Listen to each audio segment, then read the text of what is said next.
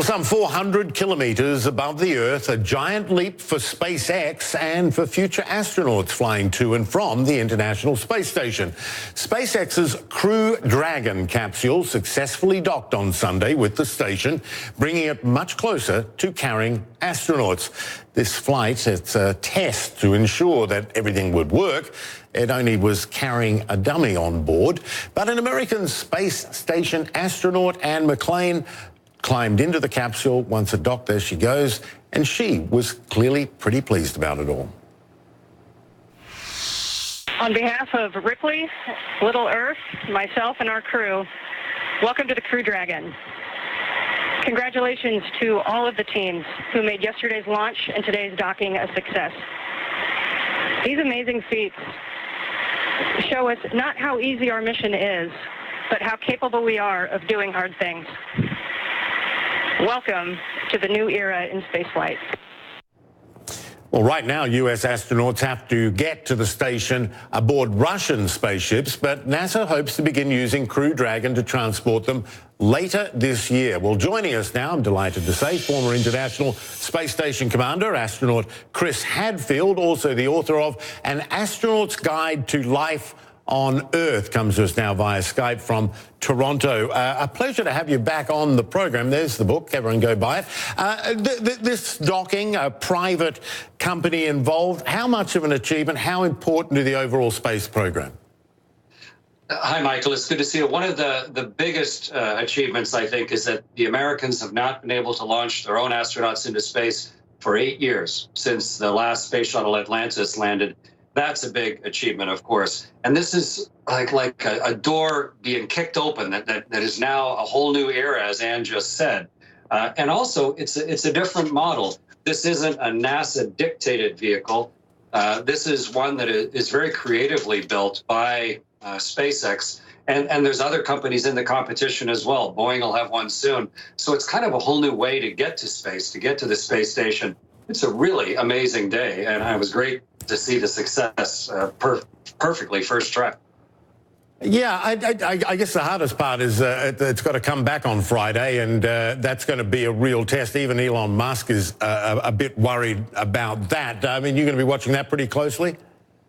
Yes, I've flown in space 3 times, and my third flight was on a Russian Soyuz. Coming back through the atmosphere, you're essentially carefully steering a meteorite on the way home. And in this case, they'll be remotely and autonomously steering that meteorite. And it's similar to the 16 unmanned versions they've flown before, but it's not identical. So Elon, he's a good engineer, of course, and he understands the risk that's involved. But so far, so good. And everything going the way they are right now. Hopefully on Friday they'll land in the Atlantic successfully. Yeah, what are the risks of relying on private companies to send astronauts into space? I mean, it used to be it was NASA, so I don't know, everyone had a sort of intrinsic faith in NASA, and now it's private enterprise. But I mean, you've got faith that they're going to do it every bit as well? I mean, are there risks involved when profits are involved? I think everybody forgets, Michael, the lunar lander was built by Grumman. And the space shuttle was built by Rockwell. And the space station, in fact, is managed by Boeing. So it's not like companies haven't been doing this all along. The real question is just how much has NASA been in their business or just dictating what it is they're supposed to be doing. But I think SpaceX has done it right. They've had 16 uncrewed vehicles, this being the 17th, I guess. And so when the crew launches come July, when 2 friends get on board and go give this a try, they have a lot of pedigree behind them already. So when there's a lot of money involved, people don't take it cavalierly also. So yeah, I have very good confidence, even just based on the track record so far. I'd go if they asked me. You would, you'd go. Of course you'd go. Why am I even asking you that? Of course you'd go. A good point on who made all the other stuff. I hadn't even thought of that, but you're quite right. That was all made by private enterprise. What does private space flight, in your mind, increase or decrease how soon we might see a manned trip to the back to the moon or further on to Mars? Does it impact that sort of timetable, private involvement?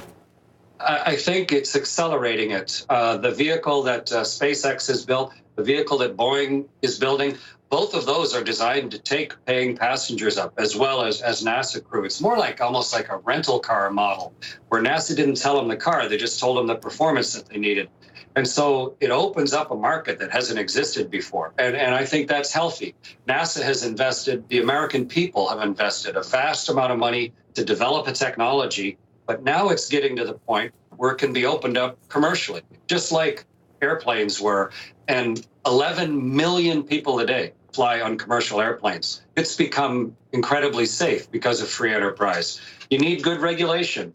But the inherent engineering, that's what's really required. And that's what the folks are doing here. Yeah, it's exciting stuff. And of course you would go. Astronaut Chris Hadfield, always a pleasure. We haven't had you on for a while. It was about time. So great to see you, and thanks so much. Thanks, Michael. Nice to speak with you.